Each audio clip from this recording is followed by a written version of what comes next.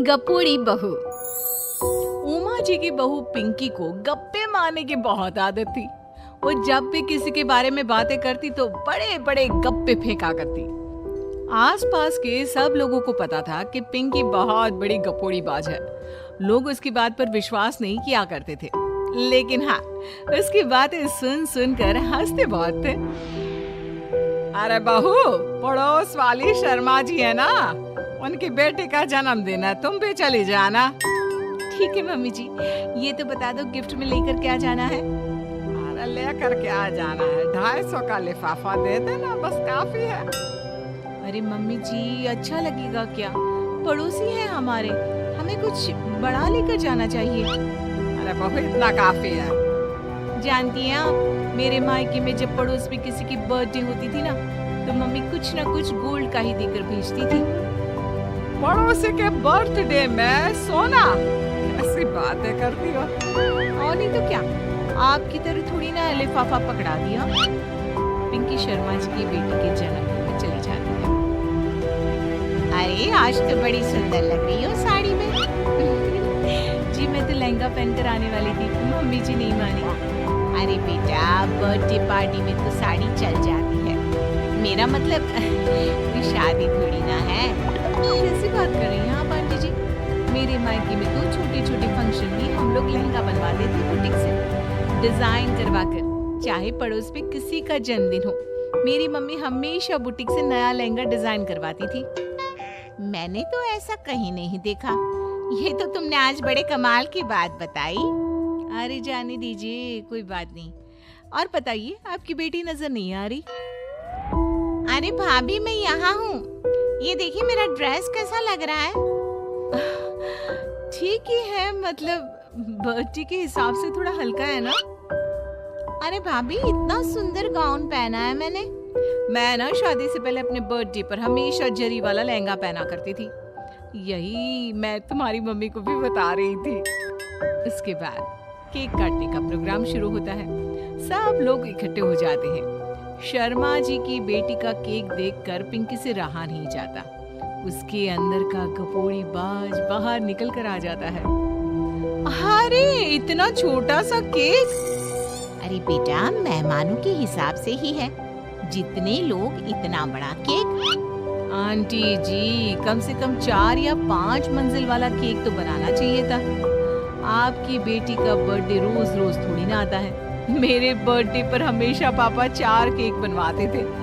सारे केक 4-4 मंजिल के होते थे। वहाँ पर सारे लोग उमा जी के मोहल्ले के ही थे और वो पिंकी के गप्पे मारने की आदत से अच्छी तरह वाकिफ थे। इसलिए सब लोग उसकी बात सुनकर हंसने लगे, लेकिन किसी ने पिंकी से कुछ नहीं कहा। एक दिन सुबह सुबह पिंकी ने अपनी सास से कहा, मम्मी जी, मेरे मम्मी पापा मुझसे मिलने के लिए यहाँ आ रहे हैं। अरे वाह, ये तो बहुत अच्छी बात है। उनके आने की तैयारी करो, अच्छा खाना बनाओ। वैसे कब तक आएंगे? मम्मी जी फ्लाइट से आ रहे हैं, कल शाम को 4 बजे की फ्लाइट है। फ्लाइट? लेकिन बेटा, तेरा मायका तो यहाँ से 2 घंटे की दूरी पर है। तेरे मम्मी पापा फ्लाइट से कब से आने लगे? अरे मम्मी जी, आपको पता नहीं है, मेरे मम्मी पापा ना आधे घंटे की दूरी के लिए भी फ्लाइट का टिकट बुक करवाती है। अरे गप्पे थोड़े कम मारा करो बहू। कोई फ्लाइट से तब आएगा ना जब यहाँ पर एयरपोर्ट होगा। तुम्हारी मम्मी क्या उड़कर आएगी घर में? अरे हाँ मम्मी जी, मैं तो भूल ही गई थी। वो क्या ना, मेरे मम्मी पापा हमेशा फ्लाइट से ही ट्रैवल करते हैं, तो मेरे दिमाग से ही निकल गया था। अगले दिन पिंकी के मम्मी और पापा पिंकी से मिलने के लिए उसके घर आते हैं। आइए आइए जी, आपका बहुत बहुत स्वागत है। और समदन जी, हमारी बेटे की कोई शिकायत तो नहीं ना? ठीक से संभाल लिया है ना आपका घर? अरे मेरी बहू बहुत समझदार है, घर का काम बहुत अच्छे तरीके से करती है। बस थोड़ा ज्यादा बोलने की आदत है उसे, आपको परेशान करती होगी ना? बात तो आपकी सही है, उसकी थोड़ा ज्यादा नहीं, बहुत ज्यादा बोलने की आदत है। लेकिन कोई बात नहीं, आपकी बेटी दिल की बहुत अच्छी है, बस थोड़ा बोलती ही तो ज्यादा है। पिंकी बेटा, इधर आओ, देखो तुम्हारे मम्मी पापा आए हैं। तुमने इनके लिए खाना तो बना लिया ना? क्या है ना मम्मी जी, आपसे एक बात कहनी थी। हाँ बोलो बहू, क्या बात है, डरने की कोई जरूरत नहीं। मम्मी जी, मैंने सोचा मम्मी पापा आए हैं तो खाना बाहर से मंगवा लेती हूँ। अरे कोई बात नहीं बेटा, ऐसे भी तुम किचन में काम करने लग जाती तो अपने मम्मी पापा से बात कब करती। बहुत अच्छा किया।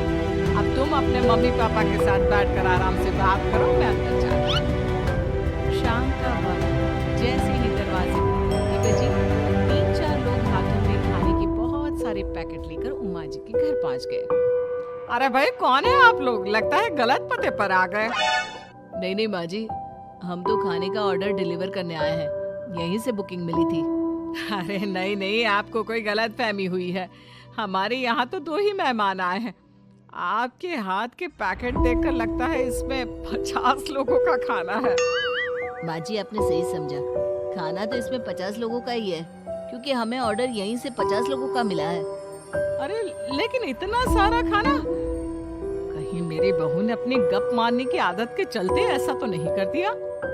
ये खाना आप रख लीजिए और हमें हमारे पैसे दे दीजिए। अच्छा वैसे कितने का बिल बना है? ज्यादा नहीं, बस 10,000 दे दीजिए। उन लोगों की बात सुनकर उमा जी पिंकी को आवाज देकर वहाँ बुलाती है। जैसे ही पिंकी वहाँ आती है, खुश होते हुए उन लोगों को वहाँ पर खाना रखने के लिए कहती है।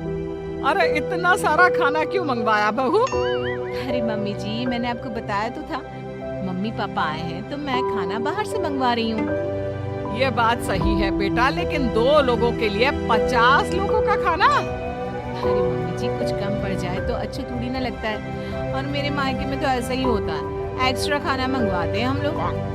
तभी पिंकी के मम्मी और पापा वहाँ पर आते हैं। अरे बेटा, एक्स्ट्रा खाना मंगवाने का मतलब ये थोड़ी ना होता कि 2 लोगों के खाने के लिए 50 लोगों का खाना मंगवा लो। और बेटा, तुम्हारी गप मारने की आदत के चलते 10,000 का बिल आया है, तुम्हें नहीं लगता ये गलत है? देखो बहू, बढ़ा चढ़ाकर बातें करना अपनी जगह, लेकिन इतनी बड़ी बड़ी फेंकना भी गलत है ना। पहली बात तो इतने सारे पैसे लगे, और दूसरी बात खाना वेस्ट होगा। आप लोग ठीक कहते हैं, मैं आज के बाद अपनी इस आदत को कंट्रोल करने की कोशिश करूंगी और अब से गप थोड़ी कम मारा करूंगी।